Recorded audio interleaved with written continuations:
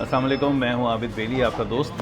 और मैं हूं इस वक्त बाकू में अपने बहुत प्यारे दोस्त मुनीर के साथ, जिसने बहुत ज़िद की हुई थी कि आप आएँ। तो मैं फाइनली आ गया। और थैंक यू सो मच आपकी मेहमान नवाज़ी के लिए और आपकी ज़िद के लिए, क्योंकि मुझे बड़ा अच्छा लगा कि मैं यहाँ आ गया। आज हम आपको तमाम चीज़ें डिटेल में बताएंगे कि क्यों आपको बाकू आना चाहिए और क्यों आपको बाकू में हमारे साथ अल सिरात में इन्वेस्टमेंट करनी चाहिए। तो मुनीर, आप पहले तो बताएं कि आप यहाँ कितने अरसे से हो और आप कर क्या रहे हैं, ताकि लोगों को पता चले कि आप कर क्या रहे हैं। जी आबिद भाई, हमने इमलाक के प्लेटफॉर्म से, सिरात के प्लेटफॉर्म से काफ़ी वीडियोस इसके ऊपर बनाई हैं कि हम कब से हैं यहाँ पे और कब से काम कर रहे हैं। लेकिन क्योंकि ये एक हेल्दी डिस्कशन है या एक कैजुअल डिस्कशन है, तो इसमें डेफिनेटली हम इसको दोबारा से करेंगे। तो बेसिकली पिछले 2.5 साल से हम यहाँ पे काम कर रहे हैं और अल्हम्दुलिल्लाह हमने यहाँ पे बहुत सारे माइलस्टोन जो है वो अचीव किए हैं। और अल्लाह का बड़ा फजल है, अल्लाह का बड़ा करम है, उसकी रहमत है कि उसने इस काबिल बनाया कि हमने बहुत सारी अचीवमेंट्स हासिल की यहाँ पे। और बीइंग अ पाकिस्तानी, हमारे लिए बड़ी फ़ख्र की बात है कि we are the first Pakistani और you can say the South Asian company they have construction licence in Azerbaijan. माशाअल्लाह। तो हम यहाँ पे हर तरह की कंस्ट्रक्शन कर सकते हैं, यहाँ पे हर तरह की जो है वो कंस्ट्रक्शन से रिलेटेड एक्टिविटीज़ कर सकते हैं। जैसा कि आप हाई राइज कमर्शियल हो गया, अंडर वाटर वर्क हो गया, टनल्स हो गया, मेट्रो का वर्क हो गया, एयरपोर्ट्स का वर्क हो गया, गवर्नमेंट के कॉन्ट्रैक्ट हो गया, हाई राइज कमर्शियल हो गया, स्टोन ब्लास्टिंग हो गई। किसी भी किस्म का जो कंस्ट्रक्शन से रिलेटेड काम है, वो चाहे सर्कुलेशन एरिया हो या कंस्ट्रक्टेड एरिया हो, तो हम दोनों तरह की चीज़ें करते हैं यहाँ पे। आपको 3-4 दिन हो चुके होंगे, तो आप 3 दिन हो गए, तो आपको एक्टिविटीज़ हमारी का पता चल चुका होगा कि हमारी क्या एक्टिविटीज़ है और किस तरह से चीज़ें हो रही हैं। नहीं, मुझे बहुत अच्छा लगा। और आपकी जो हम कंस्ट्रक्शन साइट पे जब गए थे, जी अच्छा, वहाँ चूँकि स्नोफॉल हो रहा था, तो हम गाड़ी से बैठे बैठे ही हमने सारा ऑब्ज़र्व किया। लेकिन हम दोबारा जाएंगे इंशाल्लाह कंस्ट्रक्शन साइट पे और वहाँ की भी आपको वीडियोस बताएंगे कि लाइव, जो आप अक्सर पूछते रहते हो कि यार वहाँ लाइव बताएं क्या हो रहा है, तो हम आपको बताएंगे कि वहाँ काम किस तरह हो रहा है। तो वहाँ एक चीज़ मैंने देखी कि आपके जो स्टोन्स जो आप दिखा रहे थे, मुझे कंपैरिजन दिखा रहे थे कि दूसरे घरों में क्या इस्तेमाल हो रहा था। स्टोन मीन्स पत्थर जो है, ईंटें जो हैं, और आप लोग जो ईंटें इस्तेमाल कर रहे हो, जी तो वो बड़ा अच्छा लगा जिस लेवल का आप यहाँ पर काम इसमें आपकी खाली हम स्टोन के नहीं है, जैसा कि मैंने आपको वहाँ पे भी बताया है कि हम हर एक चीज़ को मलूज़े खातिर रखते हैं। स्टोन बेसिकली बुनियादी चीज़ है। हम स्टोन लेकिन चूँकि हम गाड़ी में बैठे बैठे वही देख सके थे, तो इसलिए जी हम स्टोन से पहले आए। तो यहाँ पे जो घर बनते हैं ना, बेसिकली आपने देखे होंगे कि यहाँ पे सिंगल स्टोरी घर बनते हैं। ट्रेंड ये है। तो यहाँ पे जो लोकल कंस्ट्रक्शन करते हैं वो उसकी फाउंडेशन के ऊपर काम नहीं करते हैं। ठीक है। वो सिंपली ये करते हैं कि ज़मीन को बराबर करते हैं, उसके ऊपर वही स्टोन जो आपने देखा होगा वो स्टोन स्टार्ट कर देते हैं और उसके साथ कंस्ट्रक्शन स्टार्ट कर देते हैं। लेकिन हम डेफिनेटली एक प्रोफेशनल कंपनी है, तो हमारी कोशिश ये होती है कि हम ऐसी चीज़ बनाएं जिससे क्लाइंट मुतमईन हो और उसके लिए एक देर पाओ और एक बड़ी मुनासिब चीज़ जो है उसको हम डिलीवर करें। तो हम ये करते हैं, हम सबसे पहले उसकी फाउंडेशन का काम करते हैं, जिसको पंजाबी में या आम अल्फाज में, पाकिस्तानी लैंग्वेज में हम कहते हैं बुनियादें। तो बुनियादों का काम करते हैं हम। सबसे पहले उसकी खुदाई करते हैं, डिगिंग करते हैं, उसकी प्रॉपर डायमेंशन सेट करते हैं। उसकी खुदाई करने के बाद उसके अंदर स्टील, कंक्रीट और वो कंक्रीट डालने के बाद उसकी फिक्स बुनियादें बनाते हैं, ताकि खुदा न खास्ता कोई क्रैक आ जाए, मतलब ये कि नमी आ जाए, जलजला आ जाए या कोई भी अर्थक्वेक की वजह से कोई भी प्रॉब्लम होता है, तो आपकी जो स्ट्रक्चर है वो डिस्टर्ब ना हो। अब जो नुकसान होता है कि आप ज़मीन से ऐसे उठा देते हैं और खुदा न खास्ता बारिश ज़्यादा आ जाती है या स्नो फॉलिंग ज़्यादा हो जाती है, तो नमी आने की वजह से क्रैक्स घर में पड़ना शुरू हो जाते हैं। लेकिन जो फाउंडेशन का काम होता है उससे होता है कि आपकी पूरी बिल्डिंग स्ट्रक्चर जो होता है वो महफूज रहता है, वो ऐसे वो बैंड नहीं होता, जिसकी वजह से चीज़ें आपकी देर पर रहती हैं। इसी तरीके से अगर हम स्टोन की बात करें, तो स्टोन में मैंने आपको बताया कि हमारे स्टोन में वाज़िया फ़र्क है। जो हम स्टोन लगा रहे हैं वो क्वालिटी वाला स्टोन है। मतलब जो नॉर्मल स्टोन है और हमारे स्टोन में जो खाली वेट का डिफरेंस है वो तकरीबन 10 किलो का है। 10 किलो वजनी स्टोन है और प्राइस वाइज तकरीबन 50 से 60 रुपये पाकिस्तानी पर स्टोन एक्सपेंसिव है। इसी तरीके से मैंने आपको बताया कि हमारी जो स्लैब्स डाली हुई हमने, जो थिकनेस है हमारी कंक्रीट की, वो मैंने आपको दिखाई है। वो थिकनेस आम नॉर्मली थिकनेस जो होती है वो 12 सेंटीमीटर 13 सेंटीमीटर है। ये हम पिलर और प्लिंथ की बात, ये प्लिंथ की बात कर रहे हैं। तो प्लिंथ हमारी जो है वो तकरीबन हमारी 25 से 28 सेंटीमीटर की होती है। इसी तरीके से हमारे जो पिलर्स हैं, पिलर्स 45 बाय 45 के हैं। नॉर्मल पिलर्स आपको पता होगा कि लोग जिस तरह से बनाते हैं छोटे से, तो हमारी अल्हम्दुलिल्लाह हर चीज़ को हम मलूज़े खातिर रखते हैं और हर एक चीज़ को जो क्लाइंट को घर बना के देते हैं उसमें हम उसको हर चीज़ वाज़ेह करके बताते हैं कि हम ये ऐसी चीज़ बना रहे हैं। नहीं, और मैं यहाँ एक बात बताऊँ कि ये सिर्फ कंस्ट्रक्शन के काम में ही फाउंडेशन का ख्याल नहीं रखते, इन्होंने अपनी कंपनी की फाउंडेशन भी इतनी स्ट्रॉन्ग रखी है अल्हम्दुलिल्लाह अज़रबैजान में कि इनके पास हर तरह के सर्टिफिकेशंस हैं, हर तरह की परमिशंस हैं, और जैसे कि अभी बताया भी इन्होंने कि साउथ एशिया की कंपनी पहली कंपनी जो कंस्ट्रक्शन का लाइसेंस रखती है और हर किस्म की कंस्ट्रक्शन करती है। तो ये इनकी इस वे में भी फाउंडेशन बड़ी मजबूत है, अल्हम्दुलिल्लाह। Thank you. अच्छा, दूसरा मुझे ये बताओ कि आज जो हम घूम फिर रहे थे सारी जगहों पे, तो हम निज़ामी स्ट्रीट से अप्रॉक्सीमेटली 11 किलोमीटर आगे गए थे, तो ज़बरात में फिर सवालान एरिया था, राइट? अच्छा, रास्ते में जो है वो एक एरिया आया था जहां आपने मुझे बताया था कि आज़रबाईजान गवर्नमेंट ने बहुत सारे अपार्टमेंट्स जो है वो बनाए हैं, बहुत खूबसूरत अपार्टमेंट्स समंदर के पास, लेकिन वहां जो वैल्यू थी वो 5,000 से 6,000 रुपये पर स्क्वायर मीटर। अच्छा, यहाँ स्क्वायर मीटर की बात होती है, स्क्वायर फीट की नहीं होती, पाकिस्तान वगैरह में तो स्क्वायर फीट की होती है। और हम जिस जगह पे इस वक्त डेवलपमेंट कर रहे हैं वहाँ इस वक्त जो लैंड की प्राइस है और जो घर हम बना के दे रहे हैं, क्यों उस जगह को सेलेक्ट किया, जो कि मुझे आपने बताया था कि बहुत बड़ी अपॉर्चुनिटी है, लेकिन मैं चाहूँगा कि आप वीडियो में शेयर करो जो आपने मुझसे शेयर किया था कि वो जगह और ये जगह। जी जी, असल में आबिद भाई कंपैरेटिवली एनालिसिस जो है ना वो बहुत मैटर करते हैं। हाँ। आप अगर कंपैरेटिव एनालिसिस नहीं करेंगे ना, apple to apple, mango to mango compare नहीं करेंगे, बिल्कुल, तो अगले बंदे को समझ नहीं आएगा। जी। तो आज आपको जो मैंने विजिट करवाया था वो एज अ कस्टमर विजिट करवाया था, ताकि आपको चीज़ों में बता सकूँ, बिल्कुल। ताकि आपके जहन में चीज़ें आएँ कि भाई ये है क्या चीज़, हाँ। ताकि आप अपने कस्टमर को जब बताएं तो कस्टमर को आप प्रॉपर तरीके से एलेबोरेट कर सकें। बिल्कुल सही। हम जब निज़ामी से निकले ऑफिस से, मैंने आपको पहले एक जगह पे लेके गया जिसका नाम है वाइट सिटी, अग शहर उसको बोलते हैं। हाँ। अग शहर बेसिकली अजरी में है, अग का मतलब वाइट है, शहर का मतलब सिटी है। ओके। तो वाइट सिटी हम गए, वो बेसिकली एक कह सकते हैं कि बहुत बड़ी कम्युनिटी है जिसमें तकरीबन अराउंड 1100 बिल्डिंग्स जो है वो गवर्नमेंट ने कंस्ट्रक्ट की, मुख्तलिफ डेवलपर से, बिल्डर से। उसके पीछे एक स्टोरी है, वो उसको हम स्किप करते इसके हैं। फायदे। जी जी। तो वहाँ पे हम आते हैं पॉइंट की तरफ। वो बेसिकली वहाँ पे अपार्टमेंट्स हैं और सारे मॉडर्न अपार्टमेंट्स हैं, मतलब मॉडर्न से मुराद ये कि न्यूली बिल्टन अपार्टमेंट्स हैं और डिफरेंट डिज़ाइंस के, मतलब स्पेनिश डिज़ाइन के हैं, इटालियन डिज़ाइन के हैं, मॉडर्न इंफ्रास्ट्रक्चर है, क्लासिक इंफ्रास्ट्रक्चर है, तो सारे इंफ्रास्ट्रक्चर जो सही है। है। तो वहाँ पे अप्रॉक्सीमेटली जो पर स्क्वायर मीटर रेट चल रहा है वो तकरीबन आप कह सकते हैं कि 5,000 से लेकर 6,000 मनात पर स्क्वायर मीटर है। बहुत ज़्यादा है। अभी आपने एक रास्ते में कैलकुलेशन की थी, मैंने 2800 स्क्वायर फीट का 2800 स्क्वायर फीट, जो कितनी अमाउंट बनी थी? अप्रॉक्सीमेटली 21 करोड़ रुपए। 21 करोड़ पाकिस्तानी बना था, 21 करोड़ का, और वो 2800 स्क्वायर यार्ड, मतलब 3 बेड का अपार्टमेंट। हाँ। ठीक है। हाँ। अब ये बात आपने यहाँ पे ज़हन में रखनी कि 3 बेड का अपार्टमेंट 28 करोड़ में आपको मिल रहा है। अब वहाँ से आगे 21 करोड़। 21 करोड़ सॉरी। अब वहाँ से आप 10 किलोमीटर आगे जाते हैं, हाँ। जो हमारी साइट है, हाँ। वहाँ पे मैंने आपको घर की क्या प्राइस बताई है? 2 करोड़ 25 लाख रुपए, 240 240 गज का, सेम 3 बेड इसमें का। आपको प्रॉपर लैंड भी मिल रही है, वहाँ हवा में हो या लैंड के लैंड साथ। भी मिल रही है। हाँ जी, तो ज़मीन आसमान का फ़र्क है या नहीं? बहुत बड़ा फर्क है। अब मैं आपको वाजिया दूसरी चीज़ करता हूँ कि ये फ़र्क जो है ये आगे चल के क्या होगा। हाँ। असल में हमारा जो सबसे बड़ा जो मोटिव है, जो हमारा टारगेट है ना, वो ये है कि हम मिनिमम इन्वेस्टमेंट और मैक्सिमम गेन, इस कॉन्सेप्ट को लेके आए। बिल्कुल सही। कि एक बंदा जब पाकिस्तान से, इंडिया से, अफगानिस्तान से, बांग्लादेश से, कहीं से भी मूव करता है यहाँ पे, तो उसके पास एक स्पेसिफिक अमाउंट होती है।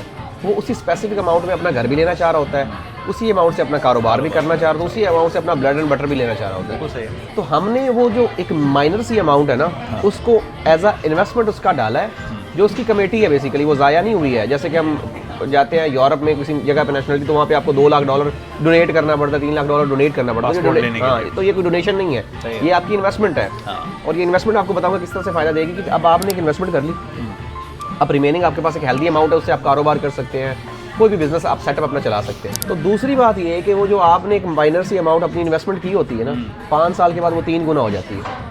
उसकी मैं एग्जांपल आपको इस तरह से देता हूँ कि ये जो आपको वाइट सिटी की बताया कि जो 5,000 6,000 पर स्क्वायर मीटर के हिसाब से चीज़ बिक रही है, ये 700 मनात पर स्क्वायर मीटर के हिसाब से ट्रेड हुई थी। ओके। इसकी जो और लॉन्चिंग कितने अरसे प्राइस पहले? ये 2017 की बात कर रहा हूँ मैं। ठीक है। तो अप्रॉक्सीमेटली 3 और 6 9 साल पहले, 9 ये साल पहले 1700 पे शुरू हुआ, 700 मनात पे, और आज वो 5,000 पे है। सही। तो आप कंपैरेटिवली एनालिसिस कर रहे हैं। बिल्कुल ठीक है। तीसरी ऑप्शन मैंने दिखाई थी आपको सी ब्रीज। सही। अब सी ब्रीज का और हमारी लोकेशन का जो फ़र्क है वो 7 मिनट की ड्राइव है, 3 किलोमीटर बनता है। बिल्कुल ठीक है। उस 3 किलोमीटर के डिस्टेंस में आपको प्राइस मैंने बताई कि $1.5 मिलियन की इन्वेस्टमेंट के ऊपर आपको उतना बड़ा बेंगलो मिलता है जितना बड़ा बेंगलो हम आपको ऑफर कर रहे हैं। हाँ, बिल्कुल ठीक है। मतलब वो भी 500-600 गुना प्राइस हाई है। बिल्कुल। तो ये और सिचुएशन है। यहाँ 2 बातें मैं कहूँ कि पहली बात कि अगर आपको जो अल सरात हम कंस्ट्रक्शन करके और आपको लैंड के साथ जो घर दे रहे हैं, उसके अलावा भी अगर आप चाहते हो कि नहीं मुझे तो सी ब्रीज में ही इन्वेस्ट करनी है या मुझे वाइट सिटी में इन्वेस्टमेंट करनी है, so we are welcome you कि आप हमारे साथ वहाँ भी Exactly. इन्वेस्टमेंट कर सकते हो। हम ये नहीं कह रहे कि हम सिर्फ अलसिरात ही हमारा घर ही आप खरीदें, नो। हम चाहते हैं कि बेसिकली आप आएँ यहाँ पर, जैसे दुबई लोग जा रहे हैं, तो अब जब साउथ दुबई में जिस तरह इन्वेस्टमेंट अब लोग कर रहे हैं, दुबई से कहीं ज़्यादा बेहतर मुझे आज़रबाईजान इसलिए लगता है कि आज़रबाईजान एक तो यूरोपियन कंट्रीज़ के साथ कनेक्टेड है तुर्की के थ्रू, रशियन स्टेट्स है, और साउथ एशियन कंट्रीज़ के साथ भी कनेक्टेड है। और इस वक्त बाकू जो है वो ग्रोइंग सिटी है टूरिज़म के हवाले से, और बहुत ज़्यादा लोग यहाँ पे आ रहे हैं। कितने 1 करोड़ 30 लाख 1 करोड़ 30 लाख सालाना 1 करोड़ 30 लाख लोग सालाना यहाँ पे आ रहे हैं। और दूसरी बात जो मैं यहाँ से शेयर करूँ कि आज मैंने वैसे ही देखा कि कराची का स्क्वायर मीटर एरिया कितना है, कराची सिटी का, तो वो अप्रॉक्सीमेटली था 32,000 समथिंग, और बाकू का जो स्क्वायर मीटर एरिया था वो था 2400 स्क्वायर मीटर। कराची की आबादी 3 करोड़ 3.5 करोड़, अब जब मरदमशुमारी सही वाली होगी तो ही पता चलेगा, लेकिन अगर 3 करोड़ भी हम ले लें और बाकू की है 30 लाख, तो बहुत बड़ा गैप है, और बहुत लोग यहाँ पे आके रह सकते हैं, कारोबार कर सकते हैं, और यहाँ बहुत अपॉर्चुनिटीज़ हैं। इस वक्त इस मुल्क में ये ग्रोइंग इकोनॉमी है, तो यहाँ आप आराम से आके सेटल हो सकते हो अगर पाकिस्तान से, इंडिया से, बांग्लादेश की गवर्नमेंट और मामला से तंग हो तो। अच्छा मुनीर, ये बताओ कि चलो मैंने आके और मैंने घर ले लिया, लेकिन यार मैं रह नहीं सकता यहाँ पे, मेरा कारोबार कराची में है या दुनिया के किसी और कोने में, मैं रह नहीं सकता यहाँ पर, तो उस सूरत हाल में क्या होएगा? आप क्या मैनेजमेंट करोगे उसकी, उसको रेंट पे दे दोगे? और वैल्यू तो ऑब्वियसली इंक्रीज़ होती रहेगी, लेकिन क्या आप उसको रेंट का और मैनेजमेंट का भी मामला देखेंगे आप लोग? मैं आपको बताता हूँ कि हमारे पास इस वक्त जो ज़्यादा क्वेरी आ रही है ना, वो शिफ्टिंग से ज़्यादा जो है ना वो इन्वेस्टमेंट वाली आ रही है, जो लोग इन्वेस्टमेंट करना चाह रहे हैं। मिसाल के तौर पे अभी पाकिस्तान के हालात आपके सामने हैं। लास्ट नाइट हम एक इंडियन फैमिली से मिले हैं, तो उन्होंने भी आपके सामने सिचुएशन रखी है। इस वक्त हमारे जो साउथ एशियन कंट्रीज़ हैं उनकी हालात सिचुएशन ये है कि बहुत ज़्यादा जो है ना वो आप कह सकते हैं कि फ्लक्चुएशन है, स्टेबिलिटी नहीं है। इस वजह से लोगों की इन्वेस्टमेंट जो है ना वो खतरे में ही रहती है कि यार ऊपर ना चली जाए, नीचे ना चली जाए। बिल्कुल सही है। तो यहाँ पे जो सबसे मेन चीज़ है कि यहाँ पे स्टेबिलिटी है, और लोग स्टेबिलिटी वाली जगह पे इन्वेस्टमेंट करते हैं ताकि हमारा कैपिटल सिक्योर हो। बिल्कुल सही है।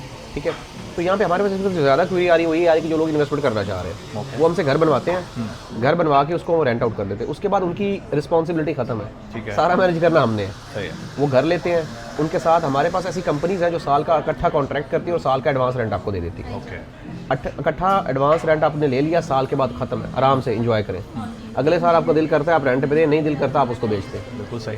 रखना चाहते हैं उसको रखें। और अगर आप 5 साल ये प्रॉपर्टी रख लेते हैं तो उसमें 3 फ़ायदे होंगे आपको। Number 1 rental income, number 2 capital gain, number 3 dollar fluctuation. हमारे ममालिक में डॉलर फ्लक्चुएशन है, यहाँ पे डॉलर फिक्स है, $1 = 1.7 मना, ये फिक्स है। तो ये सारे फ़ायदे जो हैं आप यहाँ पे रह के कर सकते हैं। और ये मतलब 3 दिन में मैंने महसूस किया है कि यहाँ पे माशाल्लाह बहुत कारोबार है। अभी हम जिस जगह पे बैठे हैं अलग ही दुनिया है, जो नाइट लाइफ है ना बाकू की बहुत ज़बरदस्त है, और बहुत प्यारे लोग हैं, बहुत वेलकमिंग हैं। मतलब अब इस वक्त हम जिस कैफेटेरिया में बैठे हैं, मैं लिटरली बता रहा हूँ कि कराची के किसी कैफेटेरिया में मैं इतनी फेवर्स का कहता ना तो वो कहता सर आप कहीं और जाएं। इन्होंने हमें कहा जी आपने जिस तरह से जैसे बैठना है आप एकोमोडेट आपको करने के लिए तैयार हैं, हाँ बस एक कॉफ़ी ले लीजिएगा, इतनी सी बात। तो इतने प्यारे लोग हैं, इनके साथ बातचीत करते हुए ऑल्दो के गूगल ट्रांसलेट के थ्रू करना पड़ता है, लेकिन बहुत ही हंसते मुस्कुराते लोग हैं, और उसकी वजह से आपको बड़ा पॉजिटिव एनर्जी आपको फील होती है अपने अंदर, जब सामने वाला आपको वेलकमिंग जो है वो मिल रहा होता है और हंसते मुस्कुराते आपसे बात कर रहा होता है, आपको स्ट्रेंजर नहीं लगते यहाँ के लोग। अच्छा मुनीर, मुझे ये बताओ कि मैंने घर ले लिया और मैं शिफ्ट होना चाह रहा हूँ, ठीक है, तो चलो कारोबार तो अब मेरा मसला है कि मैंने जो कारोबार मैं अपने मुल्क में कर रहा हूँ मैं वही कारोबार मैं यहाँ पे ढूंढूँ और उसकी मामला देखूँ, तो उस पर तो मैं वर्किंग करूँगा, लेकिन मुझे जो सबसे बड़ी प्रॉब्लम आएगी वो बच्चों की एजुकेशन की आएगी। उस हवाले से क्या है?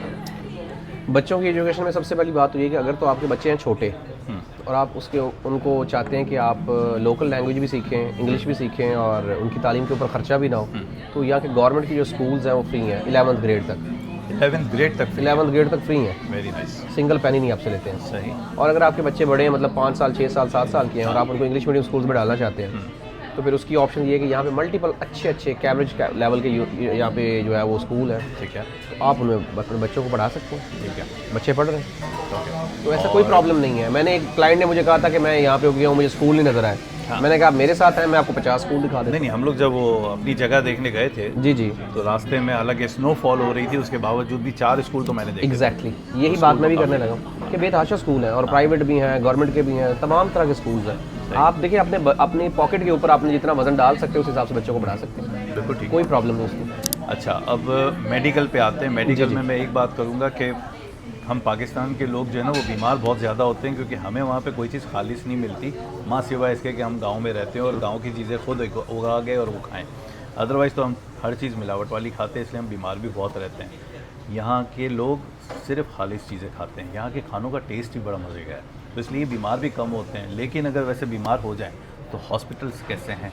मैं बीमार होने से पहले आपको जो आपने खालिश वाली बात बताई ना, उसके ऊपर बात करूँगा कि हम पाकिस्तान में होते हैं ना, वहाँ पे अगर किसी चीज़ के ऊपर खालिश लिखा भी हो तो वो खालिश नहीं होती है। एग्रीड। तो यहाँ पे जो चीज़ वो खालिश ज़्यादा है, डाउटफुल होती है। हाँ, यहाँ पे जो चीज़ खालिश है वो खालिश है। सही। जैसे कि रात को मैंने बताया था कि आपको अगर देसी अंडा खाना है ना, हाँ, तो अंडा खुद कसम उठा के कहेगा कि मैं देसी हूँ। बिल्कुल ठीक है। मतलब वो वहाँ खुद कलर करते हैं हम। वो आपको बताएगा कि मैं वाकई देसी हूँ भाई, मैं क्लियर हूँ। बिल्कुल ठीक। यहाँ पे शहद आपको खालिश मिलता है, हाँ। यहाँ पे सब्ज़ी आपको खालिश मिलती है, यहाँ पे आपको तमाम की तमाम चीज़ें वो खालिश मिलती हैं, यहाँ पे कोई प्रॉब्लम नहीं है। अब आते हैं हम आपकी हेल्थ की तरफ।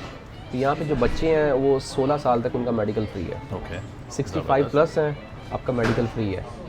और अगर आप यंग हैं और आपका मेडिकल हुआ हुआ तो आपके मेडिकल के ऊपर डिपेंड करता है कि आपकी इंश्योरेंस जो है वो किस तरह से है। सही है। तो उसके ऊपर है, वो 50% पे है, वो 30% पे, वो 100% पे, it's totally up to you. Air बड़ी फ्रेश है, बहुत। सुबह भी मैं Pollution नहीं 8 है ना? बजे उठता हूँ पॉल्यूशन है, वॉक करने के आबादी लिए। नहीं है।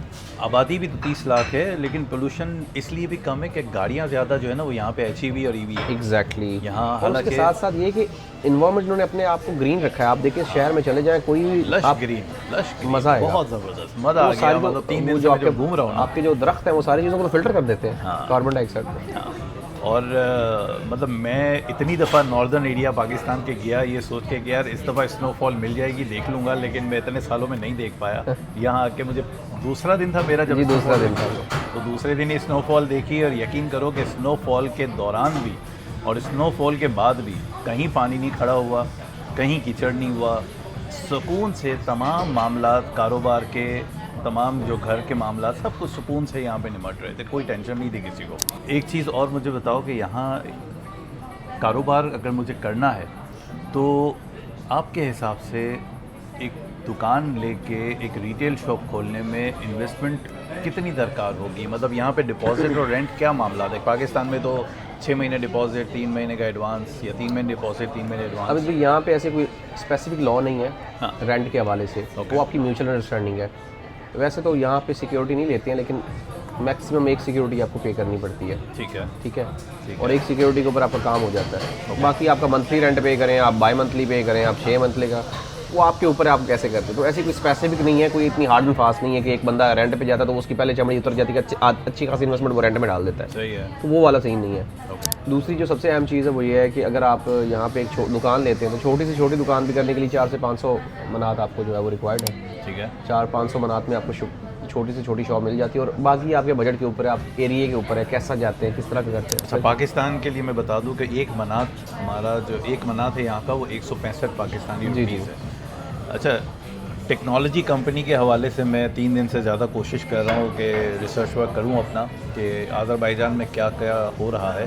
तो ई-कॉमर्स यहाँ पे बहुत बूम पे है, और अभी जैसे आज आपने कंफर्म भी कर लिया, तो मैं बाकू से पहले, आज़रबाईजान से पहले इंडोनेशिया में काम कर रहा था, और वहाँ 2 साल हमें हो गए। लेकिन ना मैं वहाँ दुकान खोल सकता हूँ एज अ फॉरेनर, ना मैं ई-कॉमर्स कर सकता हूँ, और अगर मैंने फ्रेट फॉरवर्डिंग का काम करना है या लॉ प्रैक्टिस करनी है तो उन सब के अलग अलग लाइसेंसेस हैं, और कुछ जगहों पे तो मैं कर ही नहीं सकता। यहाँ हर तरह की आज़ादी है, आप कोई भी कारोबार कर सकते हो, राइट? देखिए, आपको सबसे पहले तो ये कि अपनी एक कंपनी रजिस्टर्ड करवानी पड़ती है बीइंग अ फॉरेनर।